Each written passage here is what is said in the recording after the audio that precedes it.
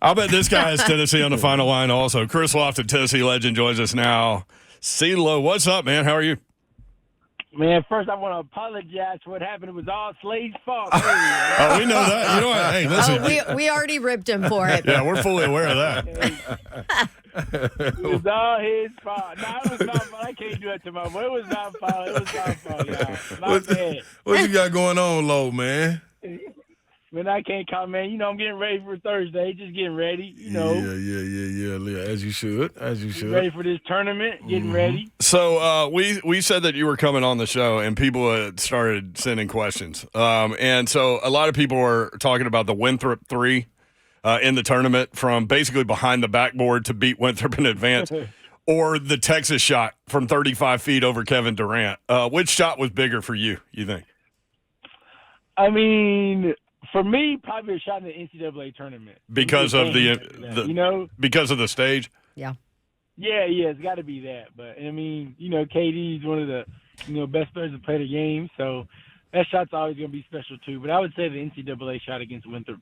Well, while we're talking about those two shots, walk us through them. All right, so both of them iconic, right? Walk us through the Texas shot. What were you thinking there? That was a high-scoring game. You were not going to give up the ball, and you were going to shoot it from as far out as you had to, right? I mean, what were you thinking there? I don't think I was thinking at all, honestly. Because, I mean, if you look back, that's a terrible shot. That's a bad shot. It is a bad shot, Lo. You shot quite a few of those. Wait. To be fair, Slade, did you ever take a bad shot? Hell yeah. Couldn't wait. I got to get it up. Got to. I just knew the time and place. We needed a bucket. We were down. So I'm like, man, this is what I work for. This is what the off-season for. I just, took it upon myself to make a play, and it, went my way that time. So when Rick Barnes got the Tennessee job and you talked to him for the first time, did he bring that up? No, he don't ever bring it up. People always try to ask me to bring it up to him, but I'm like, I mean, it don't really matter to me. But he never brings it up. Oh, well, he did talk about it. I forget who it was. Somebody brought it up, and he talks about that's when, like, KD grew up after that game, after they lost. Mm-hmm. I guess he went on, like, a nice little win streak or something, scoring streak. I remember he did say that a while back. So you helped him, in other words. Yeah, you made Kevin Durant who he is today, right? CeeLo a great person, man. He's a great dude, man. So, all right. So walk us through the Winthrop shot. Yep. So, right. Tennessee's down against Winthrop. I forget what seed y'all were. Were you a 2 seed that year? Yeah, we were 2. Yeah, I think you were. And so there was a timeout, right, before that shot. What was talked about in the timeout? Did the play go the way that you guys anticipated? Kind of walk us through that. Because you ended up floating, for those that didn't see it, don't remember, across the baseline. You had to shoot it kind of over the side of the corner of the backboard. Walk us through that timeout. What was discussed, how that play went. It was basically, it was a tie game, so I remember it was like a back screen, and then I came off a screen. Like I said, a back screen for, who was it, Andre Patterson, and then I came off a screen from Major Wingate, RIP. It was one of those, and I remember just Dame throwing me a great pass, which he did for a lot of times, and I knew my job was just to shoot it, let it go, and that's what I did. Did you know it was in when you let go?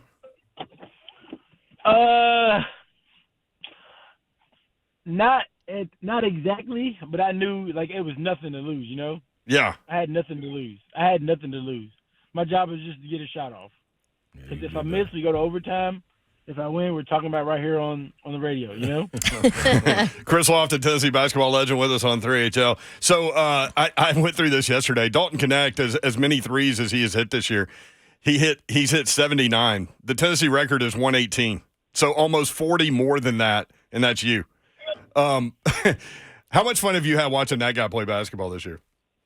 Man, he's been a joy to watch. He's been special to watch. High-level scores to the basket, mid-range, threes, use the pick and roll. So it's been fun to watch him play all this season. So, Lo, take us back. We haven't spoken with you since your jersey was retired. Yes, man. That's true. How was that experience, man, outside of the way the game went? How was that experience though, right there? Having all the praise that you got through social media, everybody coming back, and you know showing some love. What went through that experience for you? How'd you feel? Man, it was special. That was a special day. What was me, like my old teammates came back. I mean, teammates from high school, from college, like they all made a special trip back for me. I think that was a special thing for me. People from Maysville came, family, friends, and that's the thing I remember the most. How much support I had, like it was special. To be in Thompson Bowling Arena, sold out, and everybody clapping on their feet. Like it's just one of those dreams come true. Did you tear up just a little bit, low? Like you imagine how many times we done been in late nights shooting, passing through, going to the locker room, stealing drinks. You know what I'm saying? And you look up now your jersey up there with the greats. No, we still in there and working at the same time. But you up there with the greats, dog. Like what does that mean, man? Oh man, just special. When I go in there and I look up and I see my name hanging from there, I'm just like, man.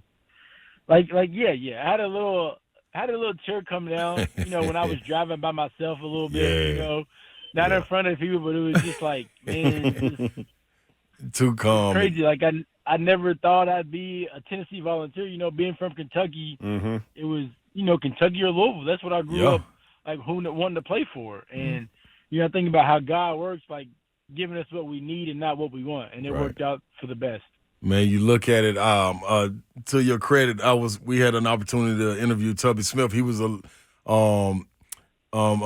honored for SEC Legend as well this past weekend with you. Also, he was for the Kentucky rep. And at the desk, they asked Coach, how was it? Doing the recruiting in that era and the competition. He was like, it was really good. I just let two get away. Ron Slay and Chris Lofton. So he was on Tubby Smith's mind. So that's good, man. What was that feeling like being honored as an SEC legend? Man, another special moment.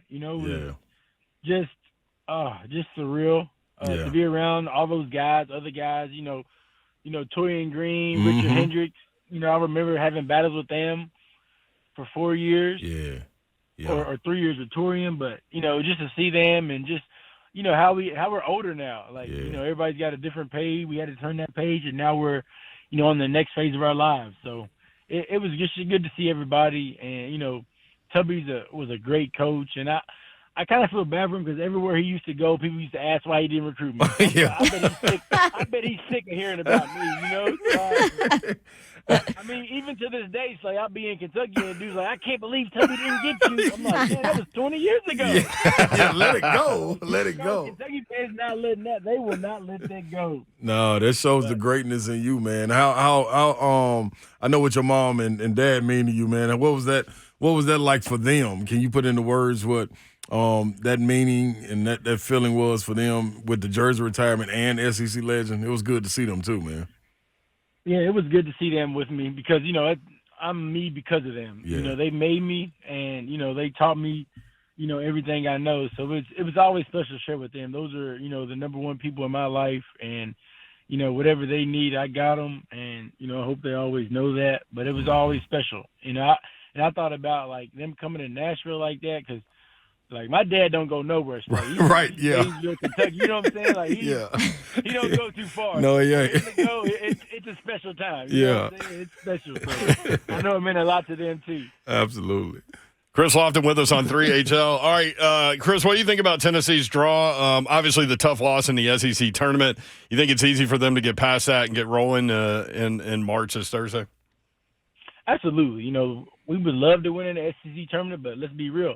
This is the real one right here, starting Thursday. This is what it's all about. This is what you dream for as a kid, the NCAA March Madness. And, I know we've lost 2 in a row, but, everybody's 0-0 now. Just start off the right way on Thursday. Your feelings about what you're seeing from Zakai, the turnaround for coming off the ACL, being awarded the Defensive Player of the Year, making first team. Like what does he mean to this team? You've been around him. Like how much does he mean to this team in this run that they could get on? Oh, he makes the team go.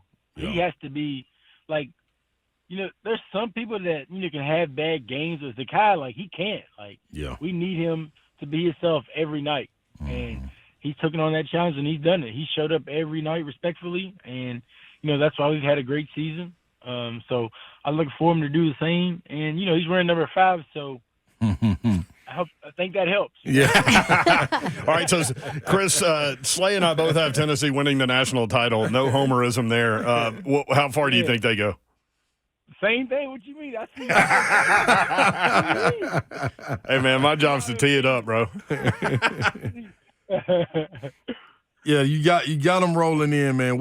Tell me about your former coach too, though. Not former coach, your coach, Bruce Pearl, man. They out there on the on the east, in the east bracket, as far as being there with UConn. Yeah, they got UAB. screwed. Yeah, that's an Auburn alum, Babsy. She's an Auburn alum, so she feels that way. But what's your thoughts on Bruce, and how does he use that as far as you playing up under him? You know what I mean? As far as motivation, you know how his coaching tactics are. Will he use that as motivation to have his guys ready to roll? Oh, absolutely. Let me tell you, that's one thing about Bruce. He's gonna be. I'm guaranteed he's gonna start watching film Sunday night. He's ready. He's gonna be ready. He's gonna have his players ready to go. He's gonna have them buying in and believing they can pull some upsets and make a run to this Final Four, just like they did in 19? Yeah. Yep. Mm-hmm. So he's not backing down. He's ready for the challenge. I know how his coaching. I know how he is. Chris Lofton, 3HL. Chris, appreciate it, man. Good stuff, and we'll talk soon. I appreciate it. Appreciate it, Lo. Yes, sir. Yeah, remember, it was Slay's fault, right? Man, all Slay's fault. That's why when you walk into Thompson Bowling, you're gonna look up there and squint. There's gonna be a little 3 beside your name and that number up there. I'm going up there with my dog. Yes, sir. Go ahead and do it. All right, bro. All right, there you go, Chris Lofton. So 2 All-Americans out of the 4 people talking right now. How about that? Hey. It's pretty impressive.